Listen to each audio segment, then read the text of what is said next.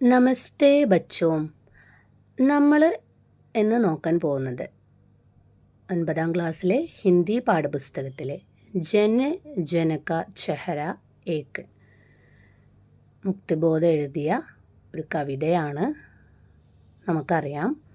അപ്പം അതിൽ വരുന്ന വൺ വേഡ് ക്വസ്റ്റ്യൻ ആൻസേഴ്സാണ് നോക്കുന്നത്. ലഘു പ്രശ്നോർ ഉത്തർ. അപ്പം നമുക്ക് നോക്കാം. ഫസ്റ്റ് ക്വസ്റ്റ്യൻ, खलियों की धूप से कवि का संगीत किसकी ओर होगा? खलियों की धूप से ഇതിൽ കവി അർത്ഥമാക്കുന്നത് ഖലിയോം കി ധൂപ്പ് സെ. അപ്പം എന്താണ് ആൻസർ?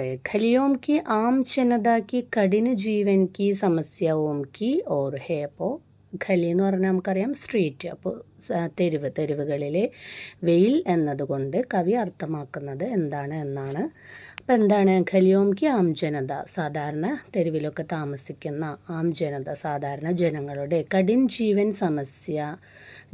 സമസ്യ ഓം കി, അതായത് കഠിനമായ അവരുടെ ജീവിതത്തിലെ പ്രശ്നങ്ങളെക്കുറിച്ചാണ് കവി ഇവിടെ പറയുന്നത്. അടുത്തത്, ഏഷ്യ കി യൂറോപ്പ് കി അമേരിക്ക കി ഗലിയോം കി ധൂപ്പ് ഏക്ക് യഹാം ക ആശയ് ക്യാ ഹെ. ഇവിടത്തെയൊക്കെ വെയിൽ ഒന്നാണ് എന്ന് കവി പറയാൻ കാരണം എന്താണ്? ദുനിയാ കെ വിഭിന്ന പ്രദേശോं में जीने वाले आम जनता समान कठिनाइयों का सामना करती है. അതായത് ഈ ലോകത്തിലെ പല പ്രദേശങ്ങളിലും താമസിക്കുന്ന സാധാരണ ജനങ്ങളുടെ കഠിനായം എന്ന് പറഞ്ഞാൽ ബുദ്ധിമുട്ടുകളൊക്കെ ഒരുപോലെയാണ് എന്നാണ് കവി ഇവിടെ സൂചിപ്പിക്കുന്നത്. അടുത്ത ക്വസ്റ്റ്യൻ, ലോഗോം കെ ചെഹരെ പർ പടി ചുരിയാം കിസ് ബാത്ത് കാ ലക്ഷൻ ഹേ. അപ്പോൾ ഈ ജനങ്ങളുടെയൊക്കെ മുഖത്ത് പതിയുന്ന ചുളിവുകളൊക്കെ എന്തിൻ്റെ ലക്ഷണമാണ് എന്നാണ് പറയുന്നത്. എന്താണ് ഉത്തരം? ആം ജനതാക്ക് കഷ്ട ദുഃഖ സന്താപക അല്ലെങ്കിൽ മൻകി വേദനാക്ക. അപ്പം എന്താണ്? സാധാരണ ജനങ്ങളുടെ ദുഃഖങ്ങളും കഷ്ടങ്ങളും സങ്കടങ്ങളും, അല്ലെങ്കിൽ എന്താണ്? മൻകി വേദനാക്ക, മനസ്സിൻ്റെ വേദന. അടുത്ത ക്വസ്റ്റ്യൻ, ജോഷ് ഓർ താക്കത്ത് സെ ബന്ദി ഹുയി ഹേ ക്യാ. അപ്പം എന്താണ്? ജോഷ് ഓർ താക്കത്ത് സെ ബന്ദി ഹുയി ക്യാ. എന്താണ് പറയുന്നത്? ജോഷ് എന്ന് പറഞ്ഞാൽ ഉത്സാഹം, ശക്തി, ഇതിലൊക്കെ ബന്ധിപ്പിച്ചിരിക്കുന്നത് എന്താണ് എന്നാണ് ഉദ്ദേശിക്കുന്നത്. അപ്പം എന്താണ്? മുട്ടിയാം എന്ന് പറഞ്ഞാൽ നമ്മൾ മുഷ്ടി ചുരുട്ടി പിടിക്കില്ലേ, അത്. അടുത്ത ക്വസ്റ്റ്യൻ, ബന്ദി ഹുയി മുട്ടിയാം കിസ്ക പ്രതീക് ഹേ. അഞ്ചാമത്തെ ക്വസ്റ്റ്യൻ എന്താണ്? ബന്ദി ഹുയി മുട്ടിയാം കിസ്ക പ്രതീക് ഹേ. ബന്ദി ഹുയി മുട്ടിയാം, ചുരുട്ടിപ്പിടിച്ചിരിക്കുന്ന മുഷ്ടി അതിൻ്റെ പ്രതീകമാണ്. അന്യായക്ക് പ്രതി ഉഠനെ വാലെ വിരോധിയ സംഘർഷിക്ക. അപ്പം നമ്മൾ എന്തെങ്കിലും ഒരു അന്യായങ്ങളൊക്കെ കാണുമ്പോൾ അതിനെ എതിർക്കുന്ന അല്ലെങ്കിൽ അതിന് വിരോധമായിട്ട് നമുക്കുണ്ടാകുന്ന ഒരു വിരോധവും നമ്മുടെ സംഘർഷവും പ്രകടിപ്പിക്കാനുള്ള ഒരു നമ്മൾ കാണിക്കുന്ന ഒരു ഇതാണ് അല്ലേ, കയ്യെ ചുരുട്ടിപ്പിടിച്ചിട്ട് നമ്മൾ പ്രതിഷേധം അറിയിക്കുന്നത്. ആറാമത്തെ ക്വസ്റ്റ്യൻ, ജൽത്താ ഹുവ ലാൽ സിത്താര കിസ്ക പ്രതീക് ഹേ. കത്തുന്ന ചുവന്ന നക്ഷത്രം അത് എന്തിൻ്റെ പ്രതീകമാണ് എന്നാണ്. ശോഷൻ സേ പീഡിത് സാധാരണ ജനതാക്കി സ്വപ്നയാ ലക്ഷിക്ക അല്ലെങ്കിൽ ക്രാന്തി ഭാവനാക്ക.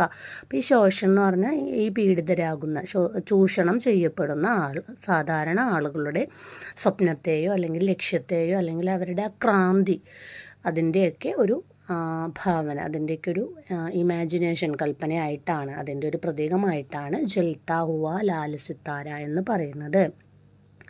അടുത്തത് ഏഴാമത്തെ ക്വസ്റ്റ്യൻ, അപാർ ആകുലാദി ഹുയി യഹ് കിസ്കെ ബാരെ മേം കഹാ ഗയാ ഹേ.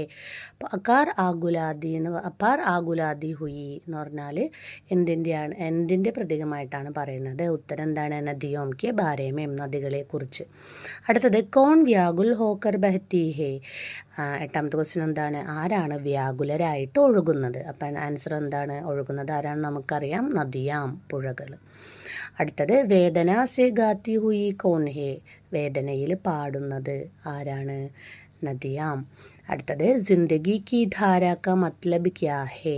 ജിന്ദഗിയുടെ ജീവിതത്തിൻ്റെ ധാര എന്ന് പറയുന്നത് എന്താണ്? ജീവൻ കാ പ്രവാഹ്, ജീവിതത്തിൻ്റെ പ്രവാഹം അല്ലെങ്കിൽ ജീവിതത്തിൻ്റെ ഒഴുക്ക്. അടുത്തത് കവി ने नदियों के बहाव को जीवन के प्रवाह से क्यों जोड़ा होगा. കവി നദികളുടെ ഒഴുക്കിനെ കുറിച്ചും അതുപോലെ തന്നെ ജീവിതത്തിൻ്റെ ഗതിയെക്കുറിച്ചും യോജിപ്പിച്ച് പറയാൻ കാരണം എന്താണ്? മാനവ് ജീവൻ നദിയോം സേ ജുഡാ ഹേ. മനുഷ്യ ജീവിതം എന്താണ്? നദികളുമായി ബന്ധമുണ്ട്, നദിയുമായി ബന്ധിപ്പിക്കുന്നു. മാനവ് സംസ്കൃതി കാ ഉദയ ഓർ വികാസ് നദിയോം കെ തട് പർ ഹുവാ ഥാ. അപ്പം എന്താണ്? മാനവ സംസ്കാരത്തിൻ്റെ ഉദയം എന്താണ്? നദീതടങ്ങളിലാണ് എന്ന് പറയപ്പെടുന്നു അല്ലേ? നമുക്ക് ഹിസ്റ്ററിയിലൊക്കെ നിങ്ങൾ പഠിച്ചിട്ടുണ്ടാവും, സോഷ്യലിലൊക്കെ. ഇസ്ലിയെ നദിയോം കെ ബഹാവ് കോ ജീവൻ കാ പ്രവാഹ് കഹാ ഹേ. അതുകൊണ്ടാണ് നദികളുടെ ഈ ഒഴുക്കിനെ ജീവിതത്തിൻ്റെ പ്രവാഹവുമായിട്ട് കവി കണക്ട് ചെയ്യുന്നത്. അപ്പോൾ ഇത് 1 വേർഡ് ക്വസ്റ്റ്യൻസ് ആണ്. ചിലപ്പോൾ ഇത് ചോദിക്കാൻ ചാൻസ് ഉണ്ട്. അതുപോലെ തന്നെ